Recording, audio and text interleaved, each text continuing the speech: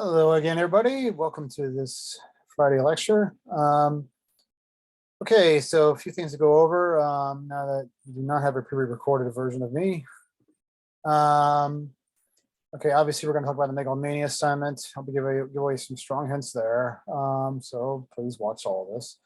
I'll be going over the 2 chapters that we're due this week. Just have 2 more chapters after this, and the book's over. Believe it or not, we're actually not too far away from completion of this course. Of course, I'm going to talk about first the student reaction to tobacco ban. Okay. So anyway, everybody should have gotten those back already. Not everybody handed in, so you should. Don't forget that's an F. And just as a reminder, a couple of you have not rewritten assignments after you've gotten, maybe C grades, even B+ grades. I'm going to take that into consideration when I look at class participation. You really should be rewriting those stories, okay? Especially if you already have a grade for them, that's not an R. So you really should be rewriting those for a higher grade. I want everybody in this class to get an A. So, and there are people now who are getting A's and we're on track, and probably the majority of the class. So, all right, so let's share the screen here. So like I said, you should have all got back the tobacco reaction story, and there is an entry now for the rewrite. The rewrite will be due, and just so again, as I said last week, there is actually a separate entry for the rewrite. So not you don't send your rewrite through the entry for the original assignment. Okay, there's a separate entry. It says 3rd assignment, summer 2022 rewrite, student reaction, blah blah blah. And then I included this sample version I sent on Tuesday. A couple of you sent it in early, and one of you actually did a really good job on it. So I said, well, why not just send that out and show people how it's done? So that always seems to help. So anyway, so there's that. That's due a week from yesterday. So June 22nd. Okay. And of course, what's due, you also on Monday, you have the megalomania assignment. That's due on Monday. Okay. All right, so let's talk about this one first.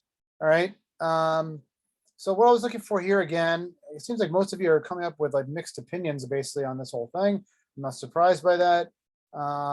There is a feeling of this country that should be individual rights, right? So actually, let me just get this a little bit bigger.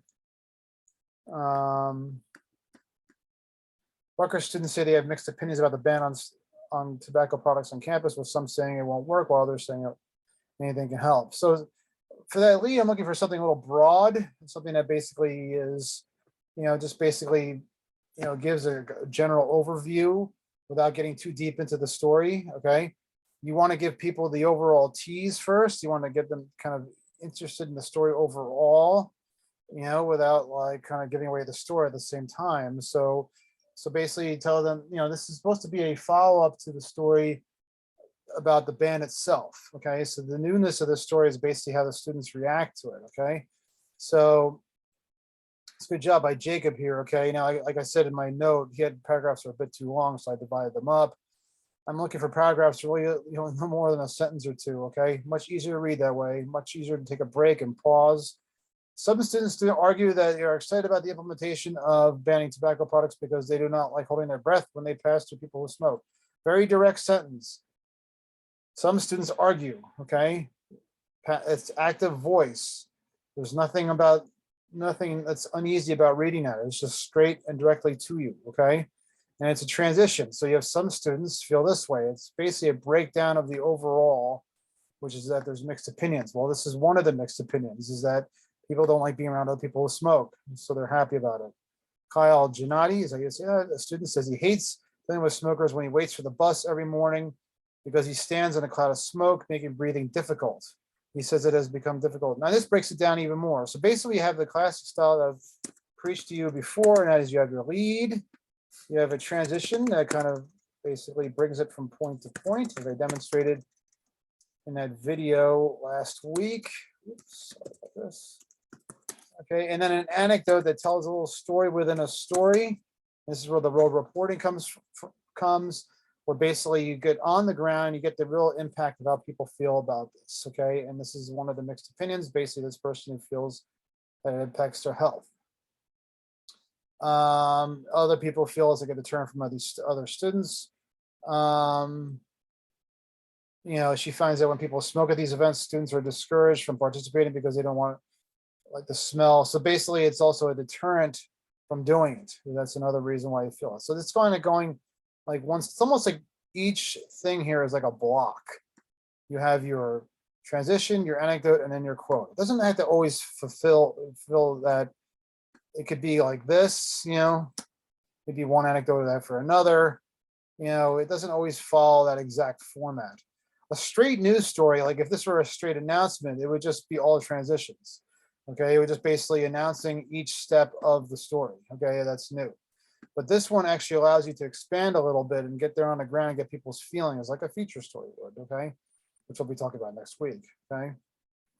And then it's just rinse, repeat. Other students say the tobacco ban is unethical because now you're getting to the morality and legality of it, because an institution designed to educate should not have the right to dictate their health choices.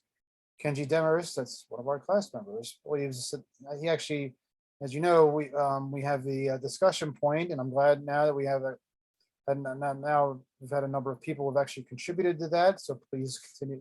So you know, actually it's not too late to do that because we're having a rewrite on this. So if you'd like to contribute more, feel free. Okay. Okay. Now we got the people here who actually say they like smoking or whatever. So, all right. All right. So you should all have that. And you should be all prepared for your rewrite. Let me know if you have any questions about that. Okay.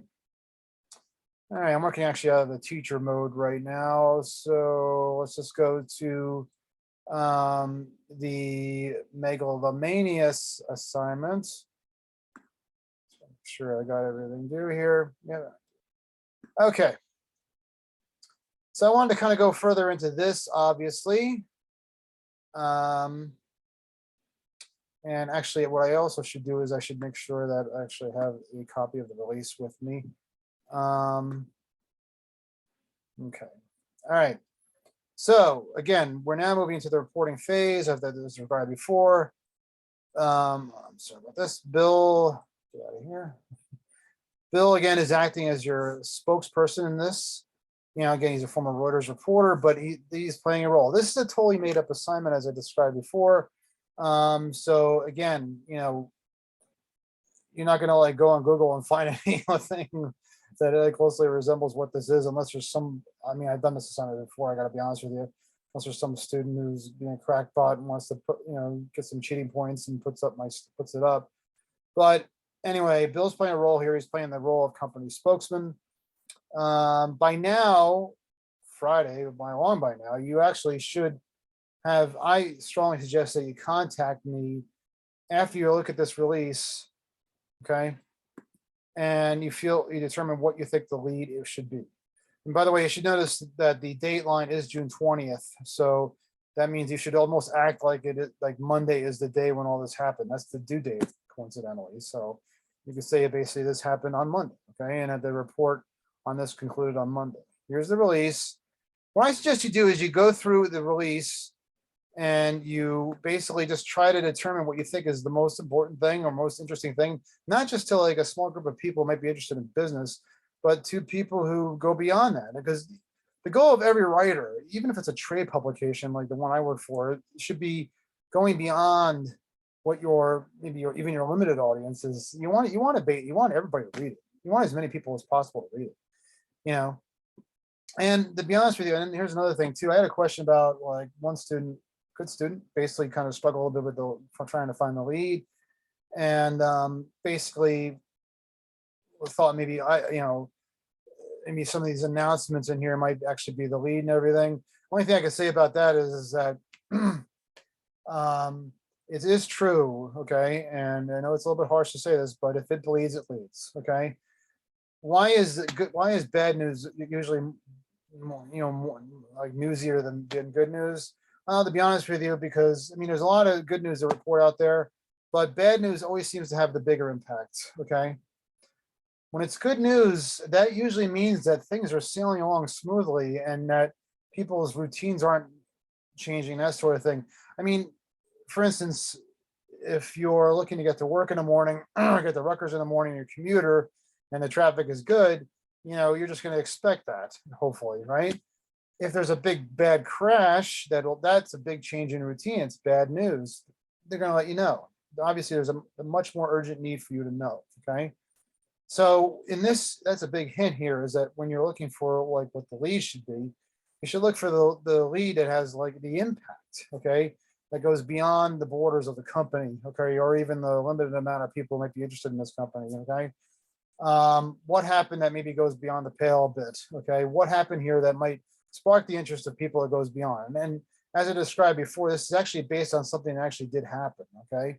So it's based on something that actually happened that was talked about in 60 Minutes, and I hope eventually to actually show you the actual news clip on that, okay? If we have enough time. So much like I did when I showed you that, remember that one little issue there with the Easter Bunny there on the and you should have all gotten those back too, the rewrites for the worksheets. Remember that thing about how I went through a priorities and basically what I think is maybe the most important thing, and then basically determined that it would be the Easter Bunny. Well, here we almost do the same thing, okay? Basically, you look at the first graph, and I've already given you a hint that basically this isn't the lead of the story, the first paragraph of the story, okay? I mean, the object here basically, as I'll go over, in the chapters in the book that I'll talk about later, is that they want you to basically be directed in one specific way, okay? And that's the job of a public relations person, public affairs person, is to not necessarily give you the news, but give you what they want you to be the news, okay? I mean, their job is to be promotional, not necessarily newsy, okay? So, when something happens, they want to basically color it in a way. It's not necessarily a bad thing, that's their job. They want to color in a way as though, there's nothing really wrong here. I mean, everything is going to turn out positively and fine. You may remember last year when that whole Afghanistan mess happened, that's all you heard from the Biden administration was everything was fine, everything was fine. But, you look on TV and it didn't look like everything was fine. So, so first you see basically megalomania. I mean, this is subjective right away. The world's, how do we know that? I mean, there's plenty of companies out there, Disney, etc. I mean, that are entertainment. So, so all right off the bat, they're being subjective. So right there should be some sort of, something going off on your radar saying, like, I can't necessarily trust everything this place is saying, okay? But they announced that they have formed an office of chief executive, okay? I mean, you want to know why they did that, right? So that's one of the things they did is that now, but who really cares beyond maybe like the people who, might actually, and actually I forgot to call something up, who might actually, maybe be doing business with the company directly or whatever. I'll be honest with you. That is not necessarily such an unusual thing, okay? We have this all the time on my publication. This is Best Review, okay? And we actually have a section down here called executive changes, okay? And you can see this kind of stuff happens all the time. People leave companies all the time. People change, companies restructure all the time, okay? So, president of Aflac, we all know that company, right? Because they have the duck in the commercial, announces 2023 retirement date. So, this, look at this, it's a row of just changes in companies, changes in companies, changes in companies. This is not an unusual thing, okay? And then they'll talk about all the positive things that happen because of the changes in the companies. But look where this is. This story is way down here on the bottom, okay? All right, there's other stuff that's actually much more important in here, like Florida being a mess in with climate change and everything else, and how that affects insurance and everything else. Life insurance having issues with interest rates and stuff like that, and COVID, etc. So yeah, so think to yourself, is that really the most important thing? Okay. Then we go into a little more detail about what they, when this decision was made. Again, you ask yourself, is it the most important thing? The people who were actually elected. Again, these are not necessarily made up people. They are made up people, but they're people. It's again an inside joke between me and Bill. 1973 New York Mets pennant winning team. Now it goes into some background about who Mian is. Again, you have to ask yourself, is that the most important thing that you really need to kind of not just prioritize your story around, but also dig into? More about Garrett, is that the most important thing? More about Youngblood, is that the most important thing? And basically, it goes into all this different stuff that, like, that the company is doing to basically make it look like. And I know it's kind of like these are inside jokes from Bill, haha. Again, like all the great things they're making the company. I know this was actually written before Trump was president. How far back this goes, okay? Our corporate structure will not change, blah, blah, blah. We plan on doing this, blah, blah, and then the board of directors asked for the resignation of Mark Bronson. Again, you have to ask yourself, is that one of the most important things? Board concluded the facts reflected poorly on Mr. Bronson's judgment, okay? Then some background on megalomania. So you have to kind of look at through all these paragraphs and basically say to yourself, okay, what's the one that really kind of sticks out that it can expand the audience and can really I can stick my teeth in and dig into, and once you get that, you need to go to Bill Borden, okay, and then he's going to play a little bit of a cat and mouse game with you, okay.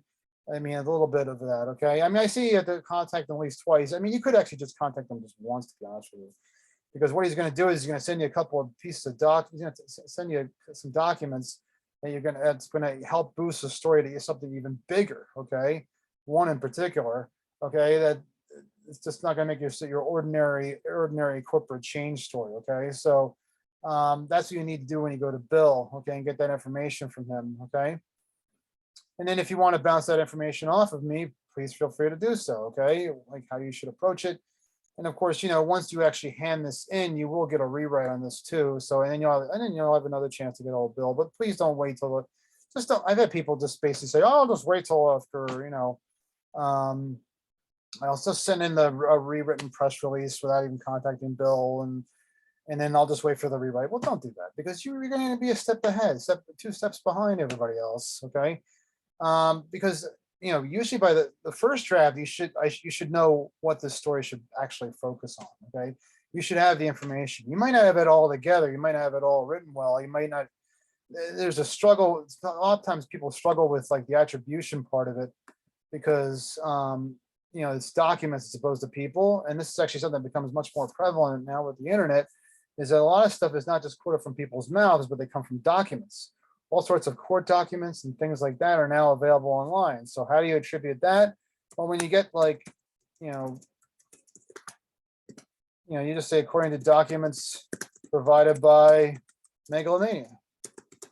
That's how you attribute that. Okay, you meant to make sure that basically this is there's something in the story that basically maybe once per paragraph that helps identify people that this came from somewhere, this information. Okay, you're going to get basically, I'll give you this much. You're going to get a voucher. I'll tell you that much. Okay, can't tell you, I mean, it's relevant to what the story is about.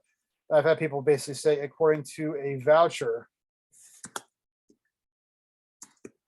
provided by Megalomania. Okay, all right, so you need that. You need that attribution in there, basically say where it comes from.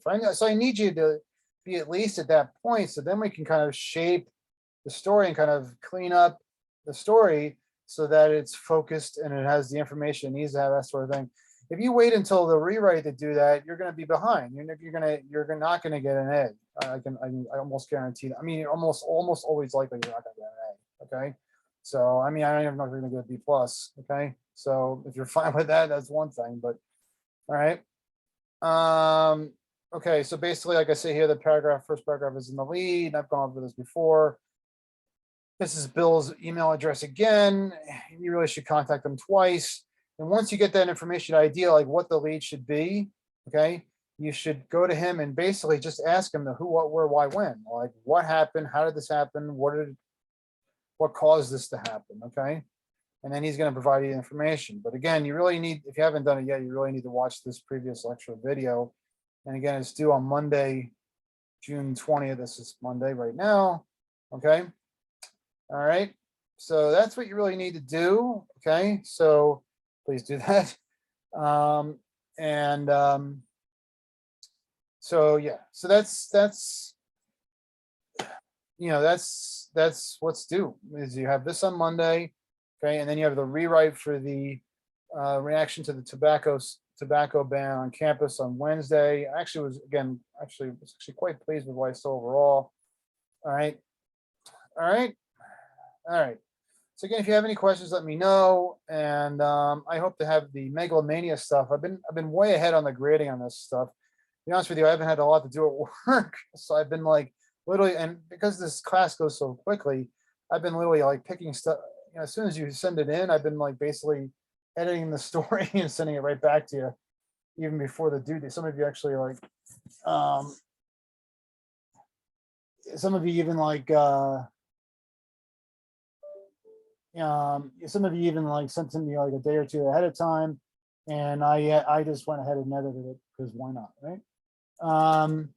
So, all right, sorry about that. All right, so let's go to the two chapters that I asked you guys to read, chapter 17 and 19.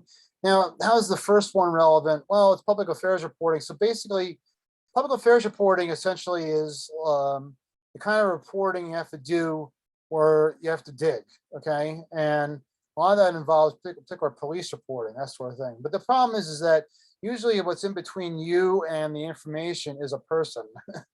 And even between you and the people with the information is another person. It's a spokesperson who basically has to like, basically has to almost feel like they have to regulate what you're going to get and how you should say it and that sort of thing. Okay. So a lot of this unfortunately, this class is so short. We don't get into things like crime reporting and stuff like that. I used to do a lot more of that. But crime and accidents is probably like two of the most frequent things that any kind of reporter will cover when they actually do any kind of reporting on this. And, when you're actually doing any kind of reporting, you have a sort of thing called a police source. And yeah, a lot of times when you get information, you obviously, much like with that Easter Bunny story, right? You don't want to take their word for it as just some average everyday like crime incident or something like that. You want to try to find some sort of unique angle to it every time. And like I said, every time though, you usually get some sort of like person in between you and the information. Okay. You want to go beyond that. So there's ways of actually that information is actually delivered. Police will actually do something like will hand you a police blotter, which actually has all the recorded information on it. That can usually be pretty unwieldy and hard to read. There's incident reports, which also could be hard to read, and they're written in police speak. Affidavits, which are a little bit better because what they usually do is they provide you like a narrative, usually on a larger event, like a murder or something like that. There's jail booking records, medical examining reports, arrest reports, accident reports, but there's also something they call the press release, okay? And in fact, I called up something. This is how a lot of police now release their information, and this will be kind of connected to what Bill does, because this is what Bill does as a public relations person. And a lot of them actually, like I said, they put stuff on Facebook, and what they try to do is they try to mix in the good and the bad, okay? This is the Howell Township Police Department in New Jersey. You're not necessarily going to get stories out of this, but it could be like a nice little story, a nice little blurb that you might want to put in. And you have to get usually a permission to use the picture or something, but maybe a nice little blurb you want to put in for covering this for like a local paper or patch or something like that. Their involvement in the Special Olympics torch run, that's nice. There's a missing cat, that sort of thing. That's actually not necessarily the best news in the world, okay? But look at this, here we have, it's awful, but we have a fatal crash, and this is how they release the information. This is much easier for them to do this because basically that way you don't necessarily have to get on the phone with somebody and go through like a million questions. This is their way of actually controlling the information, okay? This is megalomania's way of controlling the information. Actually one thing I've found kind of interesting whenever we do this megalomania summit, I think people get a little bit afraid of like kind of crossing hairs with like the public relations people. It's almost like an authority thing. And one of the ways I could tell is because typically like in a news story, you don't use like courtesy titles. The New York Times does that. I'm talking about Mr., Ms., Mrs., Mrs., that sort of thing. And this is the only time I'll ever see you guys, see the students actually use courtesy titles in their stories, like Mr. They'll say Mr. Bronson, okay, or whatever. And and they do that, you guys do that because it's in the, that's the way the press release is written. Okay, you don't have to do that. Okay, just because it says Mr. Bronson there or Mr. Mian or whatever right here doesn't mean you have to use that. Say it that way. You just say Mian. Okay, all right. So, but that's again, that's like a sign that they're basically maybe successful in at least controlling you part of the way. Okay, giving these people maybe some air of respectability. Now, this is rather small, so I hope you can see it. But the Howell Township Traffic Safety Unit is investigating a fatal motor crash which occurred on June 2nd, 2022.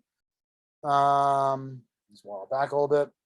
1:55 a.m. A 30-year-old pedestrian was walking south Route 9 when he was struck by a vehicle which was driven by a 53-year-old Deal resident. Despite life-saving measures, the pedestrian suffered a traumatic injury. The crash remains under investigation. The driver did not sustain any injuries in the client crash. And then you got the police officers who are investigating. So basically, you have what they want to give out in terms of information. Here's the thing, though, that's really missing from this. Okay, and it's not. Maybe some of you might disagree with this, but if I were to have this class live right now, one of the things I'd like to ask you guys is, what do I want to know from the story? Let's say this happened in my town. What do I want to know? Okay, more than anything. Okay, who died? Okay, and who did it? Okay, I gotta admit, I'm sorry, but if this is somebody driving drunk or something like that, and this is not obviously in here yet, you know, I'd want to know, like who's the asshole who did this? Okay, excuse me. Um, you know, and then obviously I want to know, like, do I know this person? You know, I think that's almost the most important information in the story if I'm a local person. I mean, seriously. But the police are controlling the information. I understand why they do it. I'm not necessarily blasting them for doing that, but I mean, you know, a lot of times they have to do things like they have policies like they want to, and this is right, okay? They want to investigate. They want to let them know who's the next of kin. The family should obviously know who's, you know, suffered this tragic loss first, obviously, okay? That sort of thing. All right. I want to know if anybody's been arrested, you know, that sort of thing. But it's not in here, okay? So that's why you have to go beyond the press release and get the information and try to regain control of the subject matter, okay? Because people would want to know this. That's within the public right to know, okay? All right. So let's go back to where it was. All right. So that's why it's important to dig and go beyond just the written word, okay? And like, I mean, I talked about things like respecting victims. You know, obviously, I mean, that's one of the ways you do it is that there is kind of like a push and pull that goes on. You obviously want to get the information you want to get out as soon as possible, but on the other hand, I mean, when somebody has passed away or serves to her or something like that, you want to be respectful too. You want to have like some sort of air of credibility, you know, within your community and that you are respectful, okay? Um, yes, I mean, there's obviously like other stories that go beyond this, like, you know, police brutality and those sorts of things. I mean, obviously, have been happening not just in recent years, but have really been coming to light in recent years. And should have come to light a long time ago. Okay. Anyway, I mean, police stories. I mean, there's basically they're talking about here about how to write police stories and also city and county government stories. These are very basic stories that are very like straightforward and just don't have any real anecdotes at all. Okay. They just basically give you like one piece of information at a time. And that's what a crime, I mean, basically all you're doing essentially is answering the who, what, where, how, why, when questions. Okay. And that's it. Okay. You know, obviously things with school districts. So it goes over things like not just like police reporting, but also like you know, when you're dealing with like government information, you're dealing with things like taxes, okay? You know, decisions in like hiring and things like that. Courts are the same deal. Again, we don't really kind of like touch too much on this stuff. The court documents are actually like how people typically get their information. They may cover a trial or something that basically will, you know, provide an accounting of almost like everything that'll happen maybe in a case or, you know, or the claims that are made. Okay. All right. So, I mean, let's look at like actually like a typical police story if we can. I could probably pick one off just by look at it. Probably something I should have checked already. Agipart Press. We used to have a subscription to them, not anymore. Usually, again, you usually find it in your local paper.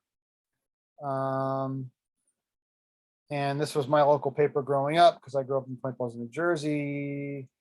All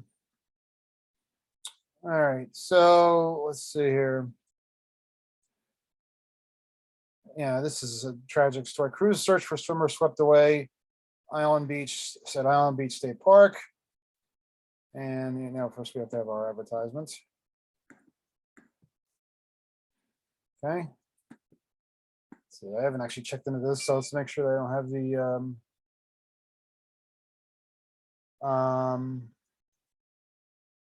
okay. So very basic. Authorities searching for a swimmer who swept out the sea. The name isn't given out here because we don't.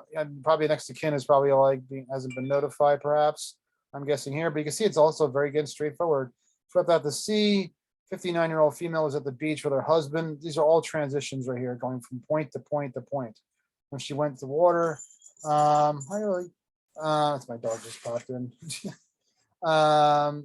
It is, and it gives you a little bit of the why. It's suspected that this was due to the rip current. The victim's husband reported the incident to Jersey State Police. So we have, who right here. We have why right here. Okay. More of the what is happening here. The family. More about the what is happening. The active search. Okay. And then basically was suspended and resumed Tuesday. What is continuing to happen? Okay. And there was actually a spokesperson that was involved in that. And a lot of times the spokesperson is actually, sometimes even it's not just actually like a professional or something like that. It's usually somebody who's actually on the force themselves. Okay. All right. So journalism, public relations. So this does a little bit about like those people behind the controlling the information.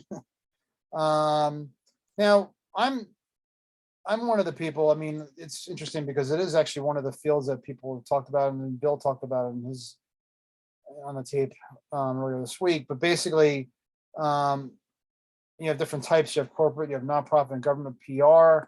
I mean, they represent all fields and everything. This is a form of journalism, but as I've said before, the audience is actually the media itself, as opposed to the general public at large. Well, now they are, as I've said before, they are actually trying to work directly in through Facebook, social media, and stuff like that to get their information more directly. Again, to try to control the information. Okay.